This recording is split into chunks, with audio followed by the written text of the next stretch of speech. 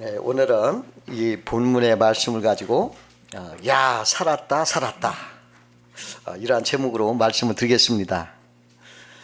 그 몇 년 전에 부활주일을 며칠 앞두고 그 부활절 설교를 준비하려고 이렇게 노심초사하고 있는데, 우리 이웃에 사시는 아주머니께서 이게 반찬거리를 조금 가지고 오셔가지고 우리 집에서 우리 식구도 있고 하는 데서 이렇게 이야기를 좀 나누게 되었습니다. 근데 그 아주머니가 이런저런 이야기를 하면서 그 며칠 전 그 자기가 운동 삼아서 산책하기에 좋다는 그 동네 근처에 있는 산속에 이렇게 들어갔다가 길을 잃어버렸대요. 근데 날이 점점 어두워지고 멀리서 막 짐승 소리가 들리는 것 같고 굉장히 걱정을 했대요. 그렇게 막 걱정하며 헤매다가 어떻게 보니까 큰 길이 나오더랍니다. 얼마나 그때 기쁜지 야 살았다 살았다 지절로 목소리가 외치게 되더라는 것입니다. 그때 저는 야 살았다 살았다 하는 그 아주머니의 말을 듣고 저것이 부활절 설교하라고 하나님이 주시는 말씀이구나 그런 생각이 딱 들었어요. 그래서 그걸로 부활절 설교를 준비해서 설교했던 기억이 납니다. 예수님의 부활은 우리 인류가 길을 잃고 멸망으로 달려가는 죽음에서 죽음을 이기고 다시 살아나신 희망이요 승리요 야 살았다 살았다는 외치는 기쁨인 것입니다. 오래전 미국에서 오신 어떤 선교사님이 전도하시다가 한국 교인들이 얼굴이 어둡고 찌푸려 있는 모습을 보고 담임 목사님께 왜 교인들이 얼굴을 찌푸리고 어둡게 있습니까? 하고 물었대요. 근데 목사님 갑자기 대답하니까 궁해가지고 우리 교인들은 십자가 지신 예수님의 고난을 늘 묵상하기 때문에 마음이 슬퍼서 그런가 봅니다. 그랬더니 그 선교사님이 교구를 갸웃거리더니 교인들이 그 예수님이 부활하셨다는 걸 모르시나 보죠? 하더랍니다. 예수님은 죽음에서 다시 살아나셨습니다. 마치 어두운 산속에서 길을 잃고 헤매던 사람이 길을 찾은 것처럼 참으로 기쁘고 감격스러운 부활입니다. 그러면 오늘은 예수님이 부활이 주는 기쁨과 감격은 무엇이냐 한번 생각하면서 은혜를 나누겠습니다. 첫 번째로 예수님의 부활은 두려움과 절망을 몰아내는 능력이 되기 때문에 기쁘고 감격스러운 것입니다. 그 제자들이 예수님을 따라다니다가 어느 날 예수님이 체포가 돼서 십자가에서 처형이 됐어요. 그때 제자들은 두려움이 나고 겁이 나서 막 도망가 버렸습니다. 그리고서 서로 몰래 모여가지고 문을 꽁꽁 걸어 잠그고 숨어서 이렇게 지켜보면서 두려워 떨고 있었습니다. 그런데 예수님께서 그의 약속하신 말씀대로 부활하셔서 그들 앞에 나타나셨습니다. 그들은 놀람과 기쁨으로 주님을 만나게 되었습니다. 그리고 그들은 부활의 은혜를 힘입어 성령 충만하여 담대히 복음을 증거하고 죽음도 무서워하지 않고 용기 있게 복음을 외쳤던 것입니다. 어느 예수의 부활을 믿지 않는 사람들이 맥카트니 목사님께 예수님의 부활은 사실이 아니고 제자들이 예수의 시체를 훔쳐다가 숨겨두고 예수님이 부활했다고 거짓말한 것입니다 하고 공격을 했어요. 그때 맥카트니 목사님은 그들에게 대답하기를 당신들의 말대로 제자들이 예수님의 시체를 훔쳐서 숨겨놓고 예수님이 부활했다고 거짓말한다면 제자들이 가지고 있는 것은 죽은 시체를 가지고 있을 텐데 그 죽은 시체가 도망다니고 무서워 꽁꽁 숨어 떨고 있던 그들에게 담대히 나서서 놀라운 부활을 전파하고 열정적으로 복음을 증거하도록 힘을 넣어줄 수 있겠습니까? 그 죽은 시체를 위해서 그들이 장혹한 박해나 죽음까지도 감내할 수 있다고 상상하십니까? 그렇게 말하니까 그들이 아무 소리도 못하고 말았습니다. 예수님께서 죽음을 이기시고 다시 부활하셨기 때문에 예수님의 부활은 제자들에게 예수님은 창조주 하나님의 아들이시라는 확신을 갖고 제자들은 기쁨과 감격으로 힘차게 문을 박차고 나가서 예수의 부활을 힘있게 증거하게 된 것입니다. 예수님의 부활은 사망의 두려움과 절망의 어둠을 몰아내고 기쁨과 감격으로 변화시킨 것입니다. 두 번째로 예수님의 부활은 예수님의 모든 말씀과 성경의 말씀이 예수님의 부활로서 진리임을 증명되었기 때문에 기쁘고 감격스러운 것입니다. 예수님의 부활은 예수님께서 하신 말씀이 거짓이 없는 진리라는 것을 증명하는 것입니다. 만약에 예수님의 말씀이 거짓이었다면 예수님은 살아나지 못했습니다. 하나님이 살려두지 않았을 거예요. 그 구약의 다니엘은 하나님 앞에 진실하고 의로운 사람이었습니다. 바벨론의 수석 총리로 있을 때 그 신실한 믿음의 다니엘은 예루살렘의 성전을 향하여 날마다 하루에 3번씩 무릎 꿇고 기도를 했습니다. 그러자 다니엘을 시기하던 대적자들이 다니엘을 해치려고 사악한 음모를 꾸며서 그 기도하는 것을 트집잡아 다니엘을 죽이려고 했습니다. 그들은 다니엘을 총애하는 왕을 속여서 앞으로 30일 동안 왕 이외에 어떤 신이나 사람에게 무엇을 구하면 사자굴 속에 던져넣는 금령을 정하자고 부추겼습니다. 왕은 그들의 속셈을 알지 못한 채 그 금령에 어인을 찍어서 선포했던 것입니다. 그러나 다니엘은 왕이 어인을 찍힌 그 금령을 알면서도 창을 열고 하던 대로 예루살렘 성전을 향해 여전히 기도하니까 대적자들이 다니엘을 왕에게 고발하여 사자굴 속에 던져넣게 하였습니다.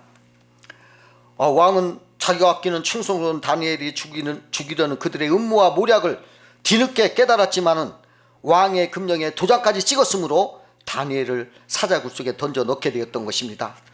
그러나 다니엘이 사자굴 속에 들어갔어도 하나님이 천사를 보내서 사자 입을 봉해서 해를 입지 않게 하셨습니다.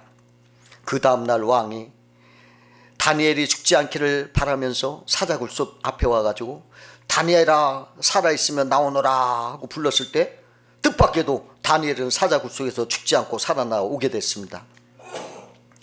죽은 줄 알았던 다니엘이 사자굴 속에 살아나온 것을 보고 왕은 크게 놀랐습니다.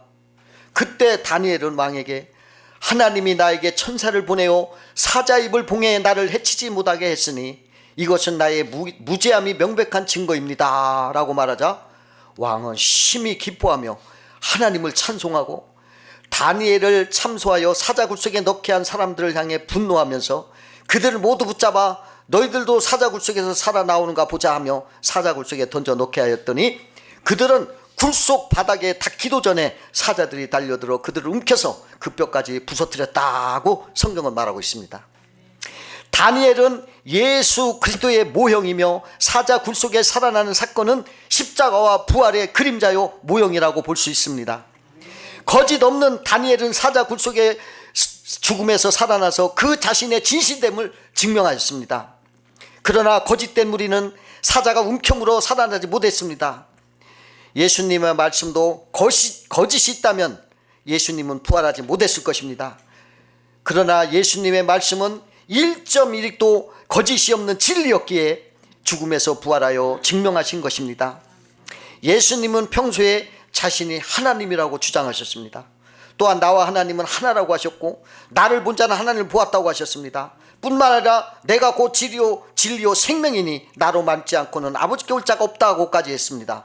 거기에다 예수님은 자신이 죽으면 사흘 만에 다시 살아난다고 말씀하셨습니다. 이런 예수님의 말씀이 진실치 않다면 이보다 더 참남하고 거짓된 말이 어디 있겠습니까? 그렇다면 예수님이 부활하실 수 있었겠습니까? 그러나 이 엄청난 주의 말씀은 다 진리였습니다. 그래서 다시 살아나신 것입니다. 어느 목사님이 예수님을 처음 믿을 때 성경을 읽고 보니까 너무 허무맹랑해서 야 이거 어떻게 이걸 믿느냐 하고 했대요. 그런데 어떻게 읽다 보니까 예수님의 부활을 믿게 되었답니다. 어떻게 믿게 되었는가 하면 성경을 유심히 보니까 예수님의 부활이가 꿈인 것이 아닌 사실대로 적은 이야기다라는 걸 알게 되었다고 합니다. 또 교회 다니는 사람들을 보면서 그들이 다 제대로 생각하는 사람들이고 자기보다 못한 것이 없는 사람들인데 그들이 그것을 믿는 것을 보면서 그들이 쓸데없이 그것을 믿겠는가 이렇게 생각이 나더랍니다. 그렇지만은 개인적으로 확신을 갖고 싶어서 고민을 했대요. 근데 좋은 생각이 나더랍니다. 정말 예수님이 부활하셨다면 그 부활하신 분을 내가 어떤 방법이든 만날 수 있지 않겠는가 하고 간절히 기도하고 사모하다가 영으로 예수님을 만나는 체험을 가졌다고 합니다. 눈으로 본 것도 아니고 손으로 만져본 것도 아니지만은 기도하는 가운데 주님이 자기를 만나 주시고 자기에게 말씀해 주시고 자기 기도를 들어주시는 걸 체험했다고 합니다. 그러는 가운데 더 이상 부인할 수 없도록 예수님이 부활하셔서 지금도 살아계시는 것을 믿게 되었다고 말했습니다. 그러고 나니까 성경 말씀이 그냥 책의 기록이 아니라 실제로 하나님이 내게 주시는 영적인 말씀인 것을 깨닫게 되었다고 합니다. 그렇습니다. 예수님의 말씀은 거짓 없는 진실이었기에 오늘날도 얼마든지 변함없이 그 말씀을 증명하시는 것입니다. 예수 부활을 통해서 성경의 모든 복음의 말씀은 살아있는 진리임이 밝혀진 게 된 것입니다. 어마어마한 일인 것입니다. 세 번째로 예수 부활이 주는 기쁨과 행복은 부활하신 주님은 지금도 살아계셔서 우리와 동행한다는 것입니다. 부활하신 주님은 영원히 살아계셔서 성령으로 우리와 함께 하십니다. 그래서 우리는 범사에 살아계신 하나님을 모시고 그의 인도를 받고 살아가는 복음의 은총을 누리며 살아가는 것입니다. 그 어느 목사님이 자기 4살 된 어린 아들에게 그리스도의 십자가와 부활을 이야기하기 위해서 예수님이 십자가에서 돌아가셨단다고 말할 때 어린 아들이 슬픈 얼굴로 아우 세상에 그럼 예수님은 지금 저를 사랑하실 수 없겠군요. 그렇게 할 때 아버지는 기쁜 마음으로 아니야, 예수님은 사흘 만에 다시 부활하셔서 영원히 살아계셔 지금도 우리를 사랑하신단다 하고 복음을 전했다고 합니다. 그리고서 이 부활의 중요성을 더욱 깨닫게 되었다고 합니다. 그 회교도인 한 터키인이 기독교에 관심을 가지고 성경을 읽다가 회교도 교사에게 발각되었습니다. 그 교사의 원망스러운 눈을 보고 의문이 있는데 대답해 주시겠습니까? 하고 질문했더니 그 어떤 질문인가 그러더니 사람이 여행을 하다가 길을 잃었는데 옆에 보니 2사람이 있었습니다. 근데 한 사람은 죽은 사람이고 한 사람은 산 사람이었습니다. 누구한테 길을 물어야겠습니까? 그야 물론 산 사람에게 물어야지. 그런데 왜 당신들은 죽은 사람에게 길을 물으라고 하십니까? 아니 누가 죽은 사람에게 길을 물으라고 했나?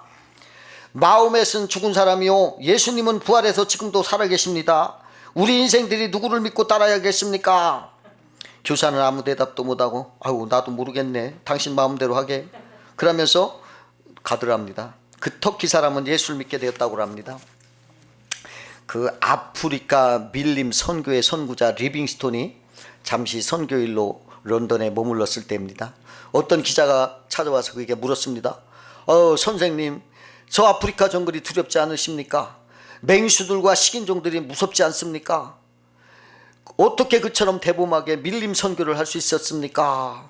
그러자 리빙스톤은 저는 마태복음 28장 20절 말씀 볼지어다 내가 세상 끝날까지 너희와 항상 함께 있으리라 하신 부활하신 예수님의 말씀을 믿기 때문에 두렵지 않았습니다. 이렇게 말했어요.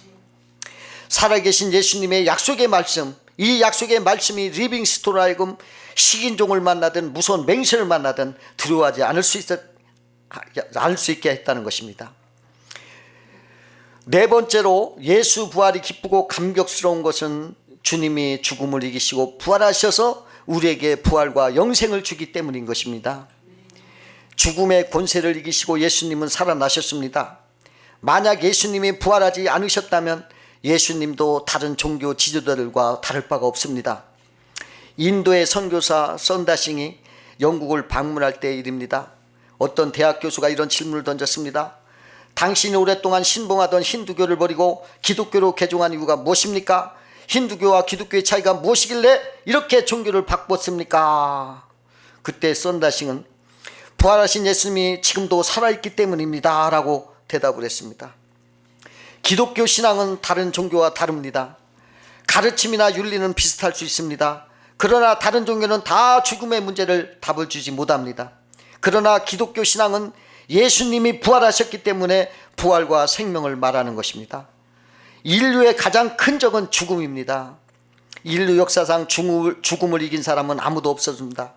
어느 시인이 죽음 앞에는 영웅 호걸도 왕후 장상도 백만장자도 홍안소년 절세미인도 그 죽음 앞 대적 앞에서는 아침에 있으리오 먼 산에 안개라고 노래했습니다.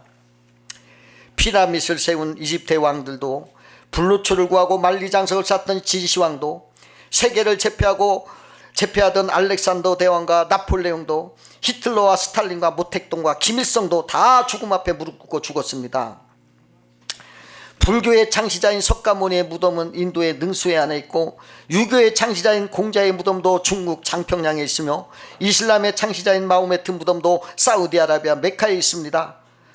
그러나 예수님은 부활하셔서 지금도 살아계시고 그의 무덤은 비어 있습니다. 예수님은 죽음을 이기시고 부활 승천하신 죽음보다 더 크고 강하신 분이었습니다.